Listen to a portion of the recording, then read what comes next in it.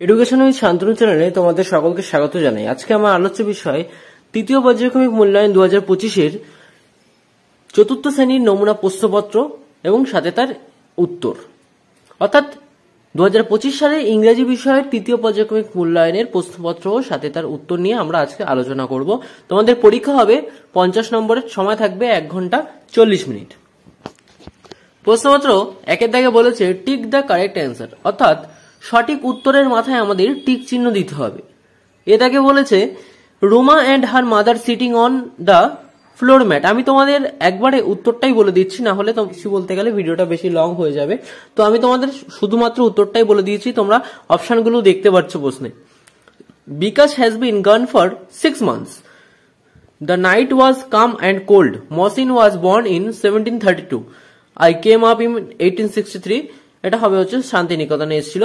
তো এই 5টা প্রশ্নের জন্য তোমাদের থাকছে 5 নম্বর।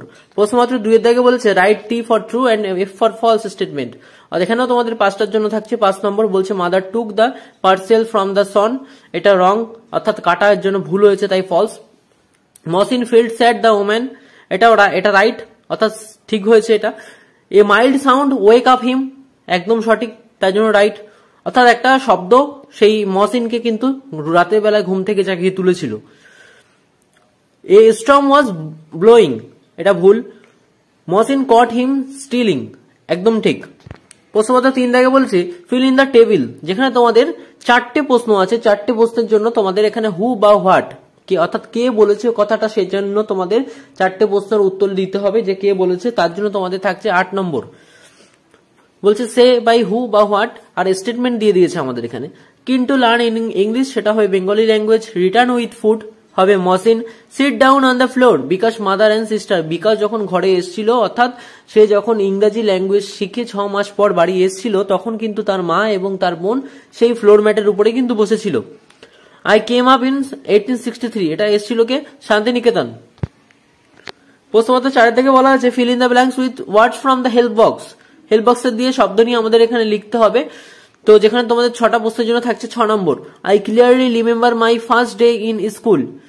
Children love to play with dash ball, এখানে হবে সফট বল। আমি তোমাদের একবারে উত্তর লিখে দিয়েছি বোঝার সুবিধার্থে, কিন্তু পরীক্ষায় তোমাদের কিন্তু হেল্প বক্স দেওয়া থাকবে, সেখান থেকে খুঁজে নিয়ে তোমাদের লিখতে হবে। The sun shines brightly. The man looked inside the heart. I was forget to know the secret. My friend promised to me meet today.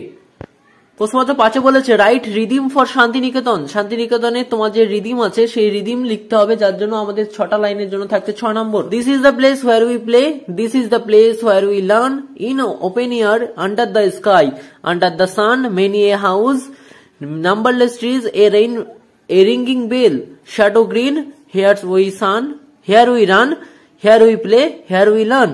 অর্থাৎ এর মানে হচ্ছে দিস ইজ দ্য প্লেস, এটাই হচ্ছে সেই জায়গা। হোয়ার উই প্লে, যেখানে আমরা খেলতাম। দিস ইজ দ্য প্লেস, এটাই হচ্ছে সেই জায়গা। হোয়ার উই লার্ন, যেখানে আমরা শিখতাম।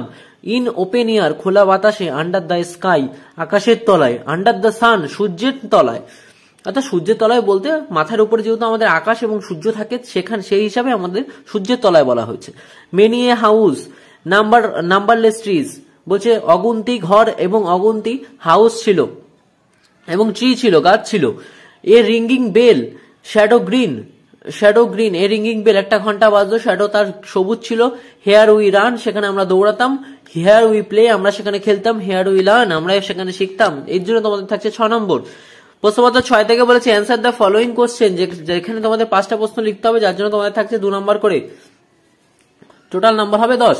হু আর দ্য টু সিস্টার, 2 বোন কে ছিল? Bengali language and English language are 2 sisters. When did Mohsin die? Mohsin কবে মারা গিয়েছিল? Mohsin died at 1820. Why are the students sitting on the open air? কেন ছাত্ররা খোলা আকাশের নিচে পড়াশোনা করতো? The students sitting in open air because the earth is the classroom. তারা খোলা আকাশের নিচে পড়াশোনা করতো কারণ পৃথিবী হলো তাদের ঘর বা পড়াশোনার ঘর। The sky is their roof. Sky অর্থাৎ আকাশই হচ্ছে তাদের ছাদ। It was the same when Rabindranath was among us. তারা মনে করতো রবীন্দ্রনাথ তাই তাদের সাথে আছে। Why was Bengali language worried? Bengali language কেন চিন্তিত? Bengali language worried because everyone want keen to learn English and no one told Bengali. সবাই ইংরেজি শিখতে ব্যস্ত, কিন্তু কেউ বাংলা কথা বলছে না। What is the Mohsin father name? Mohsin father name is Haji Faizullah. Fill in the blanks with the present continuous tense of the verb given in the bracket. ব্র্যাকেটে যে ভার্বগুলো আছে সেগুলোকে তোমাদের প্রেজেন্ট কন্টিনিউয়াস টেন্সে নিয়ে আসতে হবে। যেমন রিড থাকলে হচ্ছে রিডিং, বি দাগে আছে I learn to speak English well, এখানে হবে learning. The boys have their lunch, এখানে হবে having. The children listen to story, the children listening to a story হবে। অর্থাৎ তোমাদের এইগুলোকে প্রেজেন্ট কন্টিনিউয়াস টেন্সে নিয়ে আসতে হবে।